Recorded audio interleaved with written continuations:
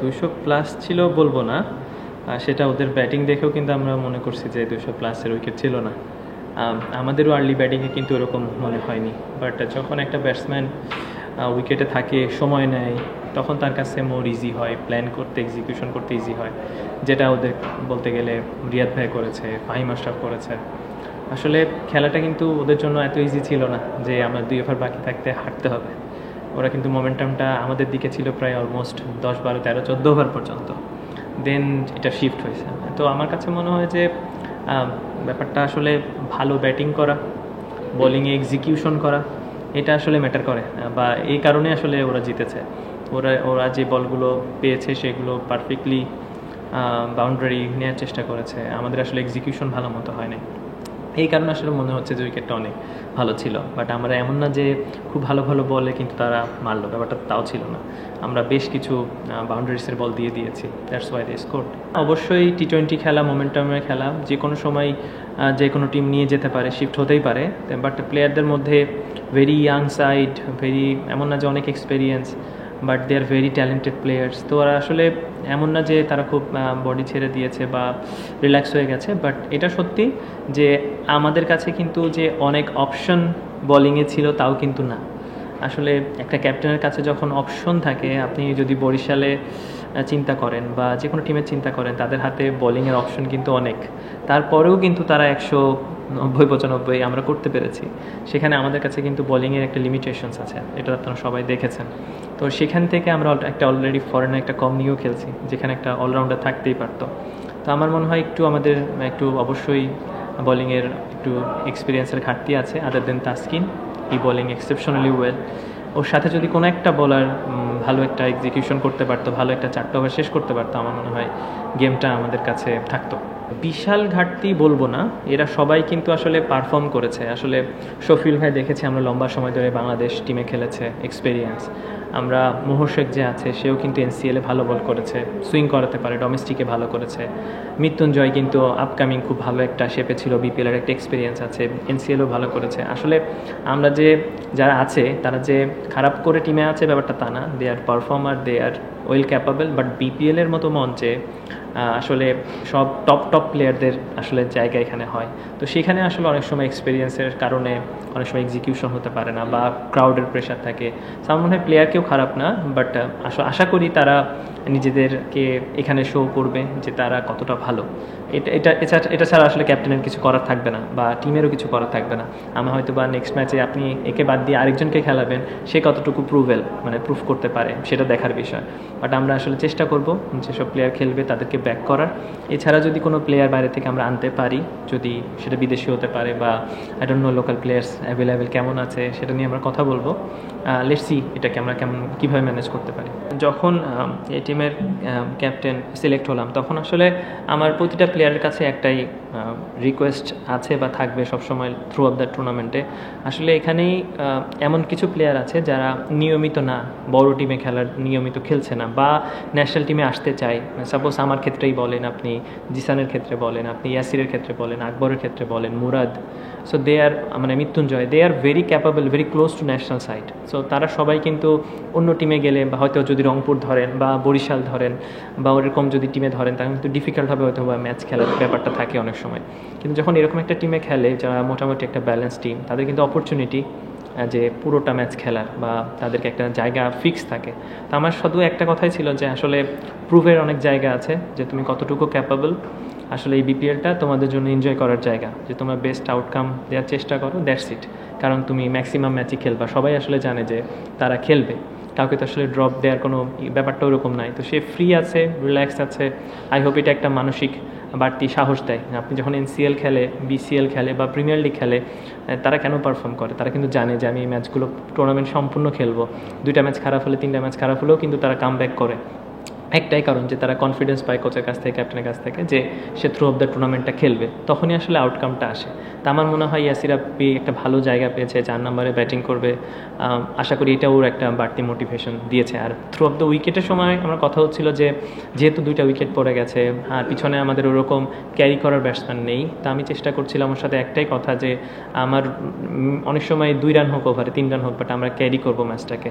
So ক্যারির পরে যখন আমরা সেট হচ্ছিলাম, তখন আস্তে আস্তে আমরা আমরা বিল্ড করেছি আরও এক্সিলেন্ট। আমার দেখা বাংলাদেশে অনেক ইয়াং প্লেয়ারদের মধ্যে one of the best innings এটা। আসলে ক্রাউড তো এরকম একটা মুহূর্ত আশা করে, সেটার জন্য আসলে আমরা মনে করি যে দুইটা টিমকেই ধন্যবাদ জানাতে হয় যে তারা প্রথম ম্যাচ হিসাবে দারুণ একটা শুরু করেছে। বিশেষ করে উইনিং টিম তো উইনিং লুজিং টিমই তো থাকবে আসলে দুইটা টিমের মধ্যে, তো সেটা আমরা হয়েছি হয়তো লুজিং টিম, তারা উইন, বাট আমি মনে করি ক্রাউডরা অনেক এনজয় করেছে।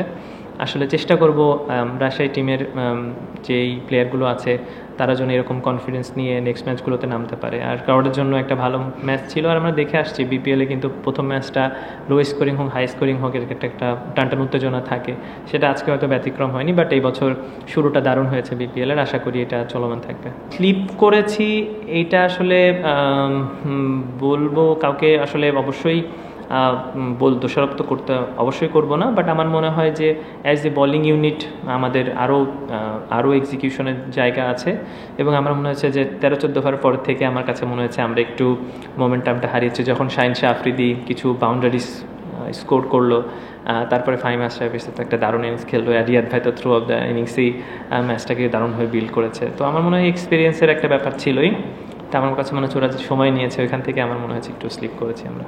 পার্সোনালি মনে করি না যে উইকেট খুব কংক্রিটের মতো আপনার উইকেট আর আপনি 200 রান করবেন, ব্যাপারটা কিন্তু তা না। আমার কাছে মনে হয় যে এক একজন প্লেয়ারের স্কিলও শো করার জায়গা আছে, যে সে কোন উইকেটে কেমন খেলবে, সে কতটুকু ক্যাপাবল।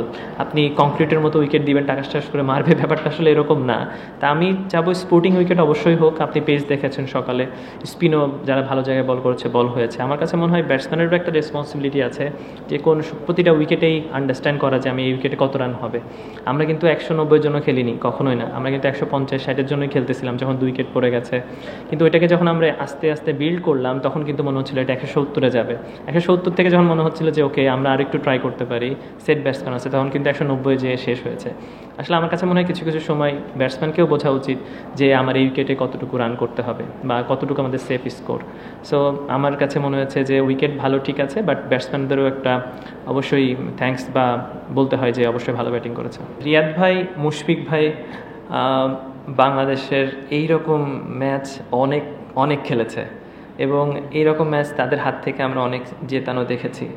বাংলাদেশকে জিতিয়েছে, এবং তাদের যখন যখন তারা যেই টিমে খেলে তাদেরকেও জয়লাভ এনে দেয়। তো আমার কাছে মনে হয় তারা মোটামুটি জানে, এবং তাদের ওই বিলিফটা আছে যে কীভাবে ম্যাচটা শেষ করতে হবে, সো যেটা অনেক বড় বড় প্লেয়ারদেরকে আমরা দেখি। তো আমার কাছে মনে হয় ওয়ার্ল্ডের মধ্যেও যদি বেস্ট কিছু ফিনিশার যদি আমি দেখি, তার মধ্যে ডেফিনেটলি মুশফিকুর রহিম, মাহমুদুল্লাহ রিয়াদ অবশ্যই পড়বে। তো এরকম একজন ওয়ার্ল্ড ক্লাস প্লেয়ার যখন ফর্মে থাকে তখন অবশ্যই সবার মধ্যে একটা বাড়তি ফিয়ার কাজ করে, যেটা হয়তো বা আমাদের মধ্যে হয়তো বা বলেদের মধ্যে করেছে। বাট আমি মনে করি যে সে অসাধারণ একটা ইনিংস খেলেছে এবং দারুণ ফর্মে আছে, তার জন্য গুড লাক। আরও এরকম ইনিংস খেলুক বাংলাদেশ ক্রিকেটের জন্য। বড় রান তারা করা হয় না, এটা রেসপন্সিবিলিটি তো ব্যাটসম্যানের, এটা তো রেসপন্সিবিলিটি আমাদের, যে আমরা কিভাবে শিখছি, আমরা কিভাবে এটাকে নিচ্ছি। তো আমার কাছে মনে হয় না পারবে না, ব্যাপারটা এরকম না। আমার কাছে মনে হয় তাদের শেখা উচিত, বা আমাদের তাড়াতাড়ি শেখা উচিত যে আমরা কিভাবে এটাকে বড় রান করব। অবশ্যই রেসপন্সিবিলিটি আমাদেরকে নিতে হবে, এবং তাদের মাধ্যমে দেখে দেখে শিখতে হবে। তাদের সাথে কথা বলে হোক, মাঠে দেখে হোক, বা নিজে ট্রাই করে হোক। যখন আমাদের কাছে অপরচুনিটি আসবে, আমাদের চেষ্টা করা যে এই ম্যাচগুলোকে আমরা কীভাবে শেষ করতে পারি। 10 ওভারে কিন্তু রান ওদের ছিল মানে 77 সামথিং লাইক 70-এর অ্যারাউন্ড এরকম বা এরকম সামথিং লাইক দ্যাট, বা 70-80।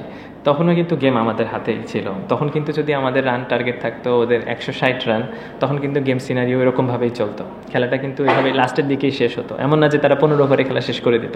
যদি 160 রান টার্গেট হতো, তারা কিন্তু ওই 18-19 ওভার পর্যন্তই যেত। তো আমার কাছে মনে হয় যখন যেটা স্কোর বোর্ডে থাকে ব্যাটসম্যানরা ওইভাবেই ট্রাই করে খেলার। বাট আমাদের যেহেতু উইকেট পড়ে গেছে, এবং আমি টপ অর্ডারে খেলি, বাট ইয়াসির মিডল অর্ডারে খেলে, তা আমাদের গেমটা ওইভাবে চেষ্টা করেছি। বাট সেম ক্ষেত্রে কিন্তু ওদের যেহেতু 5টা উইকেট পড়ে গিয়েছিল, সেখানে কিন্তু আমাদের চান্স সবসময় ছিল যে 1-2 উইকেট পড়লে রিয়াদ ভাই আউট হয়ে গেলে হয়তো বা মোহাম্মদ নবী ব্যাটিংয়ে আসতো, আমাদের হয়তো কিছু না কিছু অপরচুনিটি থাকতো, যেখানে তাসকিনের সাথে যদি আরেকটা বলার জাস্ট 20টা রান কম দিত, বা 10টা রান কম দিত, বা এক ওভারে একটা 3টা 6 বা 2টা একটা 6-এর জায়গায় যদি 2টা 6 কম হতো, তাহলে কিন্তু আমরা লাস্ট পর্যন্ত এটাকে একটা মোমেন্টামকে নিয়ে যেতে পারতাম। আমার মনে হয় যে বোলিং ইউনিট আমাদের আরেকটু চিন্তা করা উচিত। আর আমি মনে করি ব্যাটিংটা 190 হয়েছে, এর মানে না রাজশাহী টিম প্রতিদিন 190 করবে। অনেক সময় 140-এর খেলা হবে, অনেক সময় 60-এর খেলা হবে, এক সময় 200-র খেলা হবে। সেই যেটাও হবে সেই অনুযায়ী আমরা ট্রাই করব খেলার, সেই অনুযায়ী ট্রাই করবো আমাদের বলারকে বলার জন্য এক্সিকিউট করতে পারে। শুরু হয়েছে বিপিএলটা, আমরা আসলে কোনো প্রশ্ন বা কোনো কমপ্লিকেশন না তুলি, প্লেয়াররা আমরাও চাই না। আসলে বিপিএলটা সব ওয়ার্ল্ড ক্রিকেটে সবাই দেখে, এরকম কোনো নিউজ না আসুক আমাদের কাছে, বা আমরা দেখতে হয় ওয়ার্ল্ড ক্রিকেটে এভাবে নিউজ আসতেছে, কোনো পারিশ্রমিক হচ্ছে না, বা আমরা পজিটিভ ওয়েতে চিন্তা করি। অবশ্যই একটা গোছালো পরিবেশ তৈরি হবে। আমাদের কিন্তু অনেক ড্রেসও আসছে অনেক দেরিতে, অনেকের গিয়ার্স আসছে অনেক দেরিতে। সো বিপিএলটাকে আমরা সবাইকে পজিটিভ ওয়েতে নিতে চাই। অবশ্যই মালিকরা না দিয়ে তো যাবে না, বা বিপিএলের যারা বিসিবি আছে তারাও তো আসলে এটাকে অর্গানাইজ করবে। তো আমরা অবশ্যই পজিটিভ ওয়েতে নিচ্ছি যে হ্যাঁ, সময়ের সাপেক্ষের কারণে হয়তো বা বিলম্ব হয়েছে, আশা করি তারা প্রপার ওয়েতে অর্গানাইজ করবে।